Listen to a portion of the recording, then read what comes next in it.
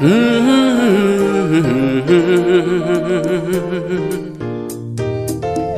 ha ha,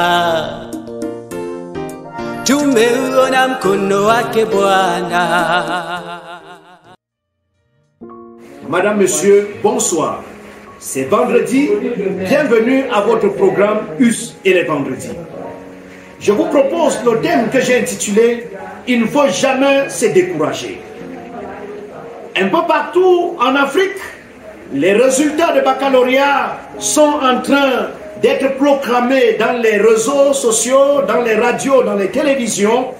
Mais pendant que je me suis intéressé à cette actualité, il y a l'histoire d'un jeune homme qui m'a marqué. Ce jeune homme s'appelle Sumbu Diakité, qui a décroché son bac cette année. Après avoir échoué 12 fois, à la 13e tentative, il a obtenu son bac.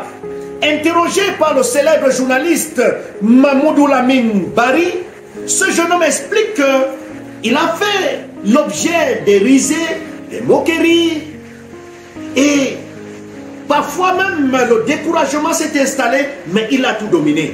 Sans oublier qu'il a eu des soucis de santé, mais malgré tout cela, il ne s'est pas découragé. Il a mis tout cela à son avantage pour chercher le succès.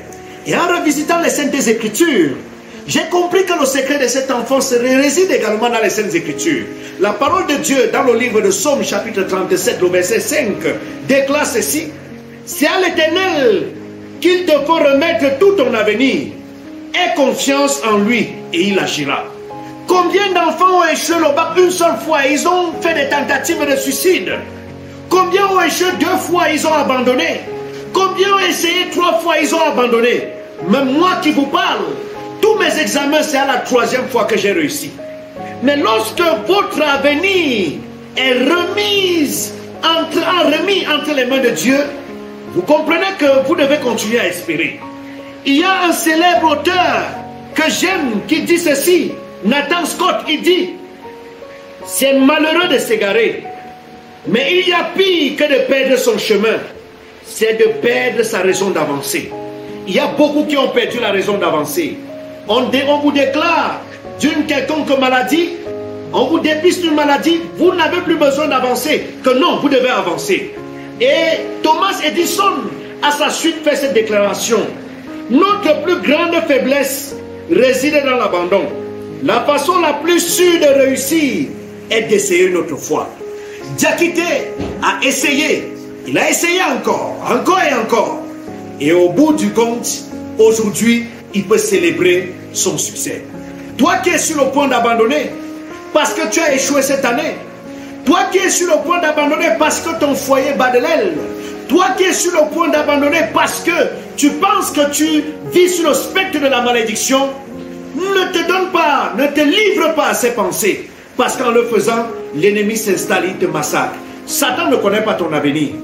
Il essaye tout simplement d'interpréter tes attitudes et tes attitudes, alors il te pousse dans le gouffre. Dieu a ton avenir entre les mains. Et je te le dis, quel que soit ce que tu cours en ce moment, Satan n'écrira jamais, je dis à grand jamais, la dernière phrase de ta vie. L'Éternel le fera si tu cours te réfugier en lui. Oh mon frère, ma soeur, ne te décourage pas, tiens bon. Permets-moi de te dire une prière, pour toi. Oh Dieu Tout-Puissant, il y a quelqu'un qui est sur le point d'abandonner. Je voudrais prier pour cette personne, que tu l'aides, que tu l'assistes. Relève, Seigneur Dieu. Quelle que soit la nature des douleurs de cette personne, intervient et libère cette personne au nom de Jésus. Amen. Oui, mon frère, ma soeur, n'abandonne pas. N'abandonne pas, n'abandonne jamais. Pas parce que tu as encore demain pour essayer, mais parce que peut-être tu n'auras pas demain pour essayer encore. Oui, permets que ta foi soit testée jusqu'au bout. Il y a des circonstances de la vie qui sont restées sans réponse parce que Dieu veut que ta foi soit testée jusqu'au bout. Et si tu l'acceptes, le bonheur sera ton partage. Je voudrais t'encourager à te relever. Si tu étais sur le point d'abandonner, tiens bon. Parce que si tu le fais, comme a dit un musicien de l'heure au Cameroun, demain, ta vie sera top, top, top, top. À vendredi prochain, que l'Éternel te bénisse.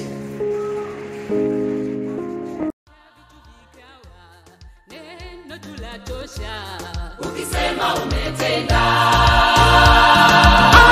Aisha ukitila